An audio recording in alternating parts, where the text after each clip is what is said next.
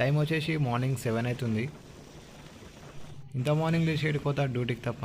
డ్యూటీకే పోతున్నా. ప్రస్తుతం అయితే మనం నందిగామలో ఉన్నాం. షాద్నగర్ పక్కన నందిగామ అని ఉంటుంది ఒక విలేజ్. ఆ విలేజ్కి అయితే వచ్చినాం నందిగామ. నేను డైలీ 6:30కే ఇంట్లో నుంచి బయలుదేరుతా. కాకపోతే ఈరోజు లేట్ అయింది.